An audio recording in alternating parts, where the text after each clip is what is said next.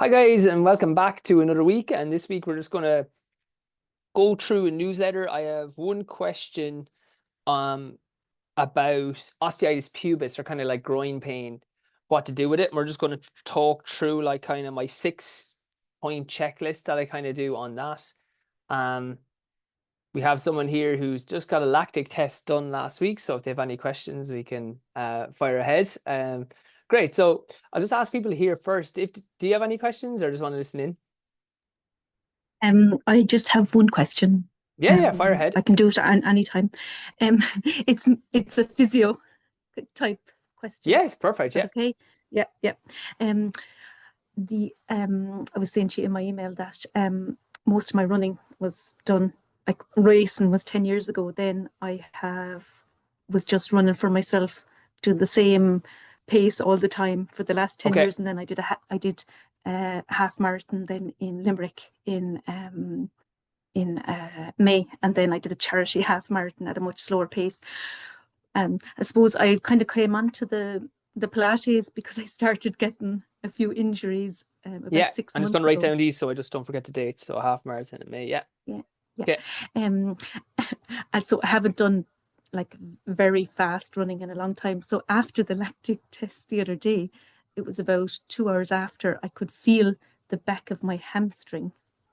Both sides or just one? Um, just um one side, and I suppose the pain, it wasn't a pain, sorry, it's just more of a sensation, more of a kind of like a cold sensation And was it in the middle or was it at the in top the or bottom? middle, Okay. and up towards my glute. Um and I didn't do anything. I just went walking and it was fine then. So that was Friday, and then I went for a very short, sorry, 8K very slow run yesterday because I was trying out my zone one Your zone. after Yeah. doing the How'd it lactic. go? Good, good, good. I'm a person, I need to slow down, so it was really good. But then I'd say about half an hour after I got back, I could feel that same sensation. There was no pain, it's no pain. It's kind of like a soreness or kind of like a cold sensation or a tight sensation. But when I was running, there was simply nothing. Yeah, it could be I like didn't it's feel it at all. especially with the lactic test, it's not maximal, but if you're not used to, Yeah, going harder, it's probably like yeah, just a little like spasm into the hamstring or strain into the hamstring. So I think you're doing the yeah, right thing to stay underneath that, like not trying to push yeah. it at the moment. What I would do is have you've signed up for the course? Did we send you a massage ball? No. I have one. I have one myself. Brilliant. Yeah, Okay. I do. Yeah, So with if the you one with the can, spikes on it. Is that one that's okay? fine. Yeah, you can do that Perfect. Yeah. or a clear one. So you should have got as well, just if you just send an email to everardpilates at Gmail, Yeah. you should have got like bands and a massage ball sent out. So just Perfect. Yeah. if you haven't got that, just message Yeah. him again, because I know the guy over because Perfect. we don't have classes going in the summer, Yes. Yeah. they could have Just relaxed a little bit on that. Uh, perfect. Thank you. so what I would say is if you go to the app, Yeah. the Backaware Belt Yeah. app, and then Yeah. if you want on the laptop one, it's content.backawarebelt.com. Perfect. Yeah. Yeah. Go to the hamstring The injury one, hamstring. and Yes. you'll just see like look for the. I'm just gonna literally look up, so I'm telling you exactly where to go. Yeah. Okay, so you're gonna go to third one down in plans, injury rehabs. You're gonna go into hamstring, and you're gonna do the one hamstring release. If you just scroll down, you'll see it. Essentially, what you're gonna Perfect. do is put that massage ball in the middle of that hamstring. So you're going to sit on the ground and you're going to put the ball in the middle of the hamstring. And then I would Yep. also, with that same ball, just do the hip mobility, which is two down from that. So, watching TV, Fine. just roll around. It could be, I think it's just a little bit of spasm or strain, or kind of opened up the legs a little bit more than they're used to. And So it's the hamstring release and the hip mobility. Perfect. hamstring release and hip mobility, and they're both in Yep. the hamstring Yeah. element there. I think if you do those two videos, Mm. Yep. they're just going to like release any tension that's Okay. in there. And if that doesn't Perfect. work, stay running. I would stay running on it. Okay. Yeah. Just I'd not keep too it, fast. yeah, not too Yeah. fast. And then Yeah. I'd stay running, and then I would do those and see if that, I think that leads, I think you'll find that sore, Yeah. but you'll feel like, oh my God, that's a lot of relief. And I think that'll Okay. just take care of it then. Brilliant. Brilliant. Thanks a If it million. Thank doesn't you so much. if it doesn't just literally message us again or come back on here and we Perfect. can come up with a more comprehensive solution. I don't think we need one at this stage. I think No, it's no. purely, Yeah. as you said, haven't really Yeah. done Exactly. anything opened up. Yeah. And then Yeah.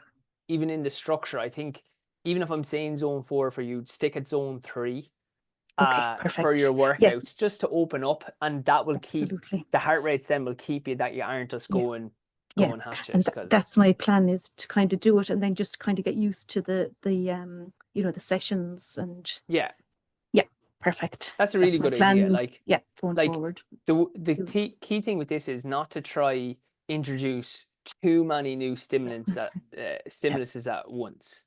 Yeah. I had an issue with the Exactly. back of wear belt myself, where we were looking at a sensor thing and we changed the vibration unit, and when something goes Okay. wrong, then they're like, you don't know Yeah. what's going on. So same, if Exactly. you're only used to easy running, Yeah. and you weren't used to Pilates, it could be a Yeah. good idea to keep the easy running going and Yes. then add in the Pilates, you know, Yeah. and then Yeah. say just 2 to 3 Yeah. weeks. The Pilates, I've been doing the Pilates a good bit now since. Great. Yeah. Yeah, So they're then, brilliant. I find it really good. then what I Excellent. would do is, next step Yeah. will be just Yeah. add in a Wednesday workout, or even just a Yeah. Saturday workout, like once a week. Perfect.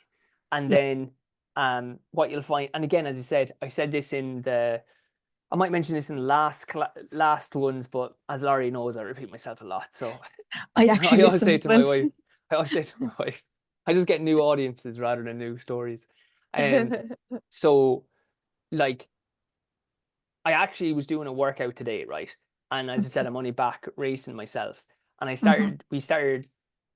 I've been able to do like lactic threshold and 10K work, but at the end I did they're called a set of Russians. So it's like 200 meters at kind of 1500 meter pace, 200 meters like at kind of a little bit less than double, like 5 seconds less than double, and you try to do 5 of them.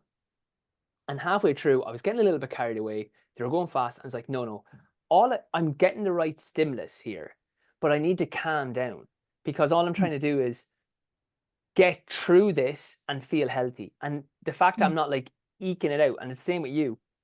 Yeah. You don't need to do anything more, even if it's in the plan. Like, say, Yeah. I wouldn't do more than zone 3 work, and Okay. maybe like Perfect.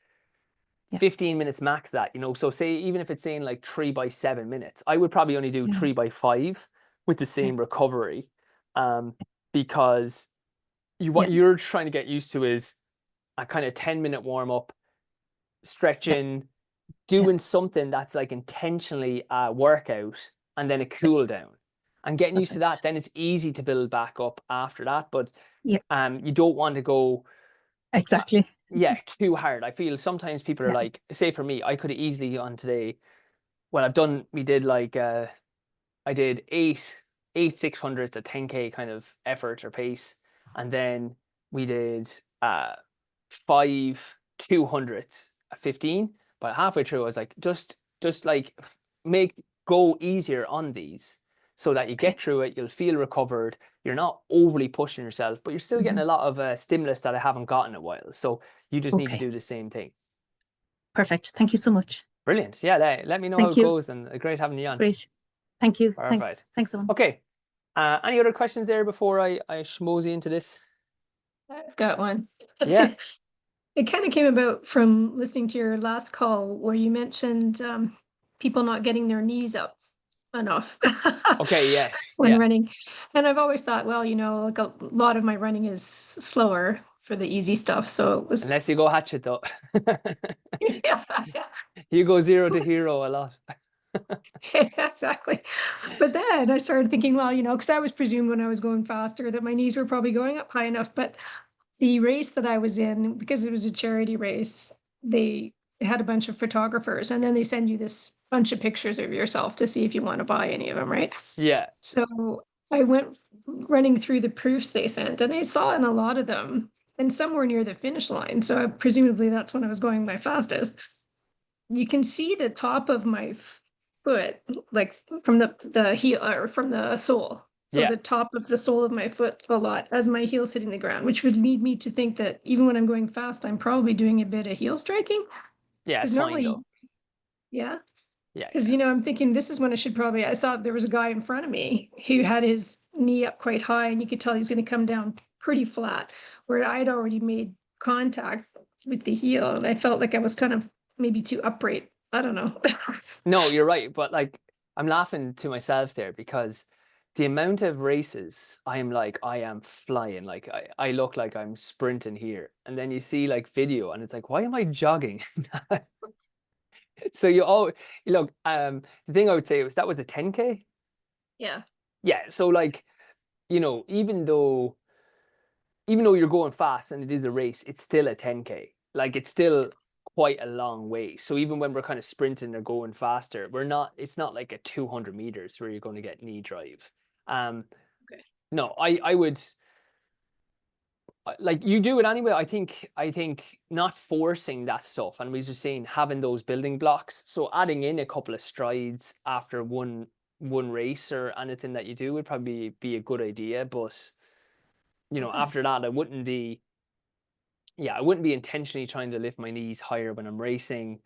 You ran really well in the second half of that race. So whatever you were doing, you were doing well, and as I said, I have pictures coming over a line winning and I'm like, oh my God, I look like a donkey. Like it's like Brett, and I'm like, I'm literally have sprinted away from like a really good field and I'm celebrating and it's still looks terrible. So yeah, my friend Brian Marr seems to look great in every photo. Even when he's had a crap race, he still has like really good photos. And I'm there beating him in some of them and I'm like looking like a donkey. So I wouldn't really worry about that. You're doing your Pilates. If you wanted, you could add, knee lifts, like holding the knee up. But I don't think I go crazy into it. I just adding in some strides in the week or before your workouts. And like that again, not like we said, parking, it's like not forcing not forcing the strides. I always like 90% and it will gradually just get more free. Like I always have in my head, like looking good, feeling easy. So when you're doing that light speed work, your 10-second, 15-second strides, you should imagine someone, hopefully they don't have a camera to confirm that it doesn't look like this, but someone going, God, they look so smooth at that pace. You don't want to think that they're muscling it. And then you should feel easy in that pace. Yeah. And then your body's going to work it out. It's like, especially in a 10K, it's not going to, but I know exactly how you feel because I've had that in loads of races, especially the slightly longer ones where you're like, I am absolutely caning this. And then you look at it, it's like, it looks like I'm literally just jogging. Like, especially if it goes really bad, I'm like screaming after. I'm like, why didn't you run hard? So yeah. No, I Needless to say, wouldn't I'm worry not about buying that. any of the pictures, but Yeah, exactly. Yeah. Pay him to get rid of them. yeah, exactly. Yeah. Yeah, I mean, sometimes I just wonder if I'm not positioned correctly to get the knee up properly, because I do remember a coach I had a while back. She had me send her some video and she said I have a tendency to look like what she called sitting in the back seat. Yeah. Yeah, So I think because hanging out. my hip flexors, I guess, are tight. Do So you know what? we're going to go through the newsletter. I'm going to show one exercise that we do in the gym portions okay. for that transition. Hopefully, if you were listening last week, so hopefully it's not the exact same newsletter. I'll have to check. But yeah, we'll actually just have a look at that and we can talk through that because that will help with that kind of forward hip motion. And I have no problems with you doing things. So if you were looking for knee lift, just if people are listening and they're like, no, I really want to work on it, literally just like imagine a knee hug, keep your core tight, lift the knee as close as like pulling with your hands, pull your knee up towards your chest, and then let go of the knee of your hands, and then try hold it there. And that's really going to work that inner range hip flexion. The other one you can do is a light band around your feet and just literally lift the knee. And that's going to really work on that hip flexors to get that knee up. But again, it's not something I'd actually overly worry about at all. Yeah. Okay. Super. Thanks. Brilliant. Okay. Now, so got asked about mild osteitis pubis on both sides. Osteitis pubis is kind of like adductor pain, or groin pain. Thing with these issues are very hard to diagnose, like exactly what's causing it. Usually it can be kind of hip flexor, it can be adductor, as we said, it can be like kind of hernia kind of related stuff. But osteitis pubis is generally the adductor ones. So if this was hip flexor or a thing, I was teaching this to students a little while ago, so I came up with like 6. Not off the top of my head, like these are the ones I worked on, and then I couldn't remember them myself. So I was like frantically looking, but I have it now. There's 6 categories that you want to be working on if you have this. Oh, sorry, before I go into these categories, especially for groins, adductor, osteitis pubis, you cannot go into pain doing exercises. If it's like an Achilles issue or even a hamstring tendinopathy, you can be aware of the area. You can have like that dull ache. You cannot have sharp pain in the groin. And if you are unsure if it's painful or not, go easier. So if here's pain, you can work here where you're feeling it's like working hard, or you're feeling like, oh my, that's weak and I'm not putting much pressure through. But if it starts going to where you're feeling like sharp pain in there, or you're like, yeah, you can nearly point it out, you gotta come back down. Okay. Had a patient, I might mention this a few times, but one more time won't kill us. He was coming to me. He had like kind of like pain around the back of his pelvis, kind of little thing, and it was kind of moving around, so it was a difficult one. So I usually see people 3 times, and if I can't help them after that, I kind of try to see who we can move them on. Now, quick aside on that, he had a stress fracture, and one thing I'm like, stress fractures around the pelvis or sacrum do not actually present the way they say they present in the books. So in the book, it's like they have this sharp pain in one particular spot, and as they run on it, it gets worse and worse and worse. But what I found with like the few stress, sacrum stress fractures, pelvic stress fractures that I've seen, is normally it actually gets better because the adrenaline's going and they warm up, like kind of any injury. So even though it's bone and it's not meant to warm up per se, like a tendon or a muscle would warm up, it does. Like adrenaline or whatever takes over, and it doesn't feel as bad. And then later it's sore, which again, for a stress fracture, normally they say it's not meant to be like that. It's meant to be like, it's not sore later on, because now you're not, like, the pain is meant to go immediately once they stop running. You get that a little bit in the shin, but in general. So the only thing now I find is if I have someone who's coming to me with stuff around the pelvis, pubis, sacrum, if they're not getting any better, like after like 3, maybe max 4 sessions and rehab, I'm just going to send them for an MRI to check for that, because I've got caught out a few times. So he had a stress fracture, an undiagnosed stress fracture that I didn't diagnose. I sent him up to his coach then sent him to a guy, quite like kind of renowned guy. And he was like, oh, you got osteitis pubis. We just got to really strengthen your groins. So he had him doing like Copenhagen's, which are long plank, side plank lever. So it's like a side plank where the top leg takes a lot of the pressure. And he was like, no, we just got to get this strong. Don't worry if you're working into pain, like a tendon. That guy gave him like full-blown osteitis pubis on both sides. Okay, and he didn't really have that. So by the time he got the MRI, he had osteitis pubis, and then they're like, oh yeah, you had a stress fracture. So all that to be said is, do not go into pain if it's anything around the groin. Do these exercises, but always keep it below pain. Okay, and then gradually it'll build up.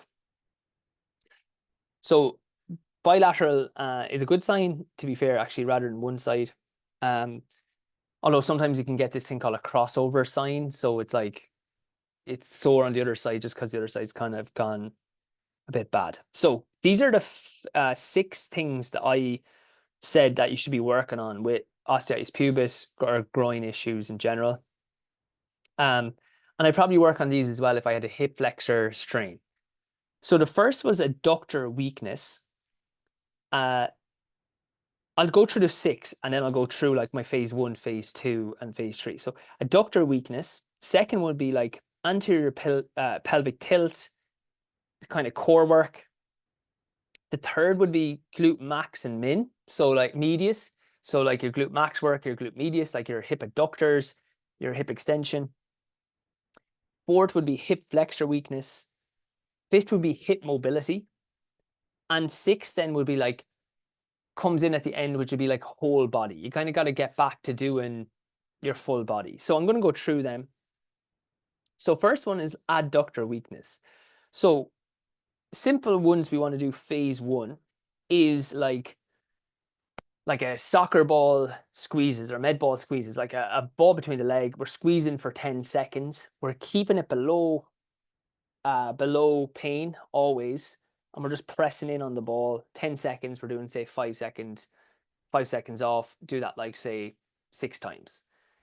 Then we can go to, I would put my top knee, so short levered Copenhagen's. So you can have your top knee on a foam roller and you're in a side plank position and you're lifting up. But again, you can have your other hand on the ground. You can have your other leg on the ground. You're trying to just push pressure down there, but not so much pressure that it causes any sharp pain. Usually the foam roller one is fine. I'm going to leave long levers. So they're the ones I would do. You can then also, lying on your body, cross the top leg up and bring the bottom leg up again to the wall. So like imagine your top leg is here, bottom leg's just getting lifted up and down like that. So you're going to work that adductor.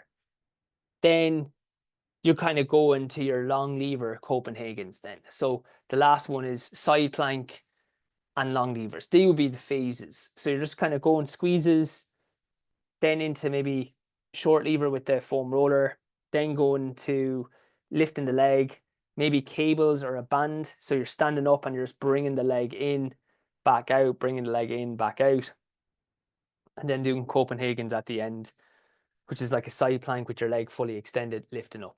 Only doing it without pain. People see my left side, it's actually getting way better now, but for a while I had this like left-sided kind of hernia issue. So like that, I'd have more support on my left side than my right side. But actually adding in strength around the adductors, especially in runners, they can get really weak. And it can be an issue that like, it'd be a thing that we kind of neglect. So that's something I've been adding back in, and that's actually been really helping. The next one then is anterior pelvic tilt or core work. Okay, so again, because the attachments in the adductor, in the hip flexors, and around the kind of like the core are so small, all these things start to kind of interact, you know, so the adductors get sore, then the hip flexors get tight and then get sore, then it's like can be sore sitting up or coughing. So you just want to work on that anterior pelvic tilt, especially more in kicking sports than in running. It's kind of linked with like the stress that goes through the body like an X. If it's not like kind of centered, can be an issue. So doing your cat camel, finding your middle, holding that position, and then, you know, doing your crawls, doing your Supermans, doing your up and down planks that we do from the knees. But again, making sure that we're like able to move the pelvis like we normally do and then hold it in that place is going to be absolutely massive. Should have yeah, I might actually try and get that up just to show people what I mean. Next one then is can they know that I'm trying to multitask and get away with it? I think they can, because it just goes to absolute crap. Okay, next one then is hip flexor.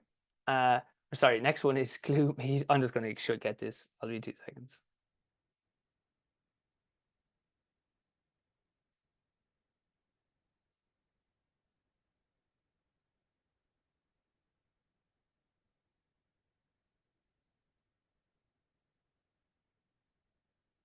Okay, I'll go through that at the very end. I'll go through these now. Okay, so glute max and glute med, they're your bridging. That's your glute clam work. I actually like one where it's called like a lock-legged clam. So you're lying more on the ground, leg is straight out, and you're lifting just the legs. So rather than that traditional sleeping position, you're slightly more forward. Your bottom leg is straight, and you're just lifting the leg up. Kind of is a little bit more of a hip mobility one, plus gets that glute max and glute med. Okay, so they can be weak. That's kind of built in afterwards. So with that then, we're going to just start with our bridges, glute clams. Then we're going to go to like our donkey kicks, our fire hydrants, lifting the leg out to the side. Then you're going back up into your like monster walks, and that's going to be more your whole body, banded squats, single leg deadlifts, etc. Okay. Next then is hip flexor weakness, and it's funny, that's what we're talking about knee lift. Bring inner range hip flexors, so pulling the knee in, so staying up tall so you can go up against the wall. If you have the back wear belt, you can use it as well. Lift the leg up, don't let the back round. We don't want to be in this rounded position doing it, so we want all the movement through the hip, so we don't want you rounding like we are. We want to be able to, can we hold the pelvis, bring it up as far as you can, and then just hold the leg there. And you're really going to work those inner range hip flexors. Okay, so pulling the leg up as high as you can. I'm not rounding my back. You can go up against the wall to do it if you're unsure. And then let go. And I'm keeping I can't really see, you can keep my knee as high as I can for say 10 seconds. Get those inner range hip flexors burning. And then lastly, hip mobility.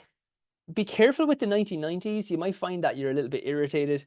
Be careful with the world's greatest stretch, even though I have both of those down.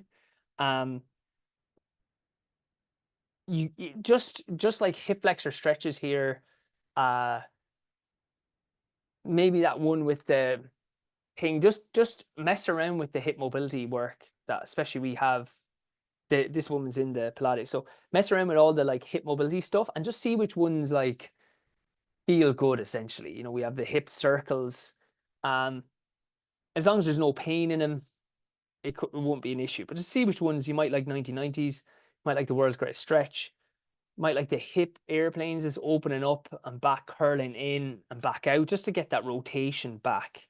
I love like hip flexor stretches or banded hips, like really trying to push and open up that hip.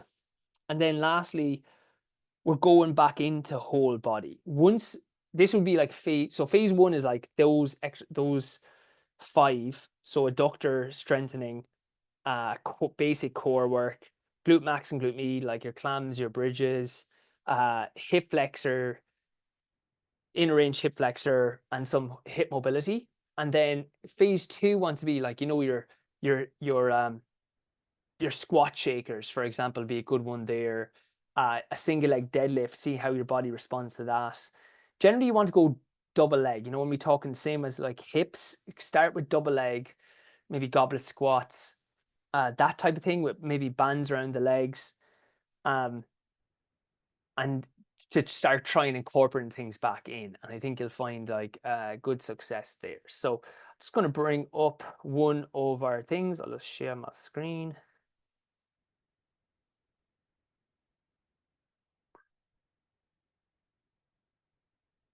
All right, here we go.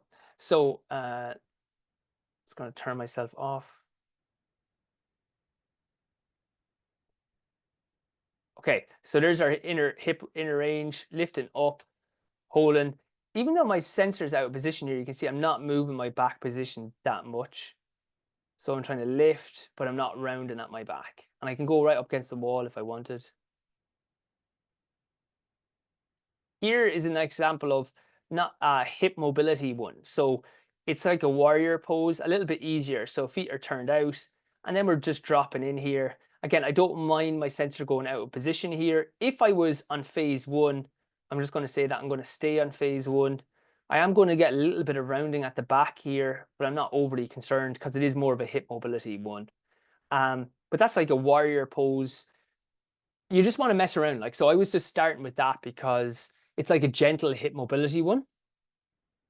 Then this is a little bit more whole body. We would have done these 4 Lion King lunges.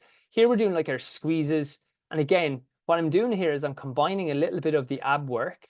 So you can see I have, if I went back, I'll just do it for a second. Okay, so when I'm going to come down, I'm going to do a little bit of ab work, but you're going to see I'm going to arch my back, flatten. I'm going to find the middle with my back aware belt, and I'm going to then hold. You see the way I'm not flattening the spine in because I want to practice that anterior pelvic tilt. So I'm coming up, shoulders were off the ground, but back position isn't changing. And then I'm adding in the squeeze here. So we're doing some core plus the adductor squeezes. It's just easy to get both of that work done at the same time. I just changed, that's a little bit harder with an adductor squeeze. Hundreds again. Core back position isn't changing here as we do that. One thing I didn't have in for the others is I find sometimes if there's issues around the pelvis and the hips, try open up the upper back a little bit. So it's just a nice little break because it's obviously very concentrated here. It's a nice little break away from doing all lower body just to get the rotation around the ribs a bit better. I find the ribs and the pelvis, if you're stuck a little bit on the top, it can really affect the rotation on the bottom. So it's a nice little one just to add in, and it's actually getting a bit of a groin stretch there as well. Oh yeah, these were then just like, again, I'm kind of combining the core with the adductor squeezes. So again, they're gonna show you what I'm doing here. I wish I had like, the only thing is we have your app, you know, with like YouTube, they can just tip on. I'd love to be it. I just want like that 10 seconds. Should we press that button and see? I think it's going to move me to the next one. You think? I won't do it now. Okay, so I see the way I just arch down a little bit, come up because I want to find that middle, and then I'm going to squeeze and touch down. So again, a little bit of that groin work while I'm not letting that back position change. I'm using my old back aware belt there to let me know I'm not moving at my spine. I'm kind of just dropping down through the hip. Let me see what else we got. Then squat shakers, go and whole body. Love this one just for the hips. But again, just judge it yourself. Then we're going to do a banded dead bug. So that's going to get the hip flexors working hard again, plus the core. That might be a bit too hard at the start. You know, this was like a groin and hip flexor Pilates, more of an injury prevention one that I just threw into the group. This one you're going to see, this is going to be that long lever Copenhagen. And if I'm on my good side. All right.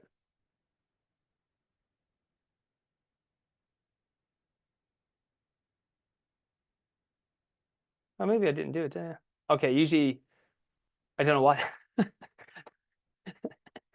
Definitely gone off script there. I don't know what the hell that is. Just adding some core, like kind of keeping that ribs down to work on that.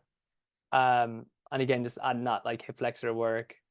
There again, you can see the idea here is there's a man just thinking, what the hell is he doing next?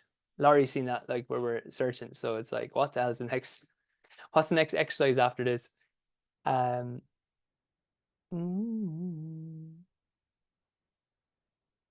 Okay, so gone rogue here. You can just touch where again we're just finding our middle position and we're not letting that change. So as I'm coming down, we're trying to just hold that. Okay, so that's an example there of how I would deal with osteitis pubis. God, look at the time. It's gonna go in. You know what? I'll just go. I won't go into the whole. I won't go into the whole thing, but I'll go into this bit first. Okay, so I was going to go into dealing with hamstring injuries and different stuff, but we'll do that next week. It's always good to have something to look forward to, and have a question, which is lovely. Okay, so this is what I was saying to Laurie, is you can kind of use an Olympic lift. So I could use it with a bar coming up, or I've just done it with a dumbbell here and lifting up. And so you can be double-legged, and you're pushing forward, so then your leg is going on. And what you're teaching is you're kind of, you see the way, if you're someone who is sitting back a little bit, doing a single leg deadlift where you're kind of pushing forward, or doing like a weighted thing that jump where rather than coming up and sitting on top of yourself a little bit, you're here and you're giving yourself that kind of push through the hips. It allows you to kind of get off the heel and practice that. And as you know, I'm never about consciously like trying to get on your toes or constantly pushing your hips forward. But if we can do things with our wall drives, if we can do things with our exercises that give us the building blocks, and then see if your body uses it or not, you know, so it's kind of giving it additional kind of movement capacity. And that's one I find that's really good. Do I have a picture of that? Oh, I do. Here we go. Will this work?